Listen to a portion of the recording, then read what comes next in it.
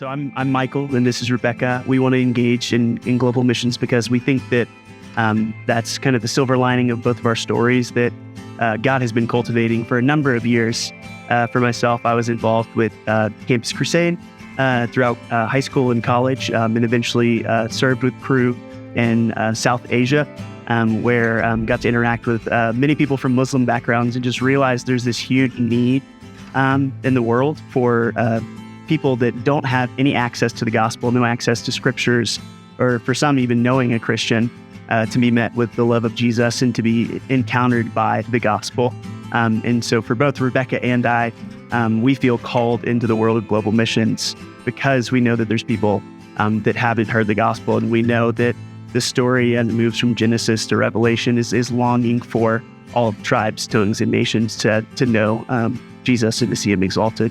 I think something that's really cool about my story and how the Lord led us to global missions is I have an Asian Pacific background. My mom is from the Asia Pacific area, and then my dad also grew up in Germany.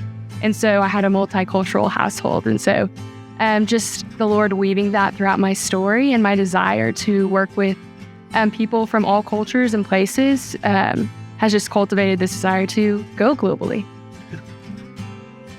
I think that God has given both Rebekah and I skills that he's cultivated in very particular ways for the advancement of the gospel and for the church to be built around the world.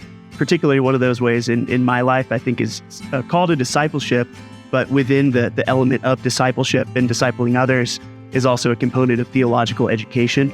A little bit of my story is that I had learning disabilities as a kid and never expected myself to be in a place where I'm graduating from seminary or engaging with theological education. And so part of the desire that God's given me in being in an international context is to be able to help train and teach pastors and disciples of Jesus in walking through the whole of the scriptures.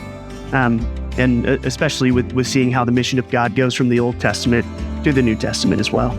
Yeah, and I would say for myself, an area where I see my passions and talents that the Lord has given me combined or aligned is just through creativity and also discipleship of women.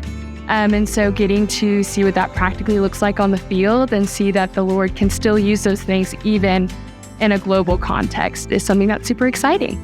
We would love for you guys to partner with us, and one of the ways that you can do that is through prayer. We would love for you to specifically pray for us as we're prepping to be global workers and then when we are on the field. And then if you want more specific ways you can pray for us, reach out to us. Yeah. And I would also add to that, another way that we do need support is through financial contributions. Whether you're giving monthly or one time, we are incredibly appreciative of that because it helps us to engage with the work that we're doing in field and actually in country.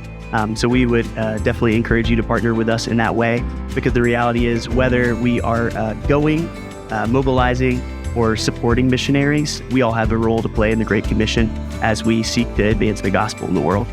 We realize that the cost of discipleship is high, and we're just sincerely so grateful that you would consider partnering with us and being part of our team. There's a quote by Dietrich Bonhoeffer that says, "When Christ calls a man, he bids him come and die." There's all something that we're dying to, and when we come to Christ, things that he asks us to let go of. So we recognize that the cost of discipleship is high, and we're just so appreciative that you're part of our support network and support team. We are Rebekah and Michael Banks, and we're global workers with WorldVenture. And together, we are engaging the world for gospel impact.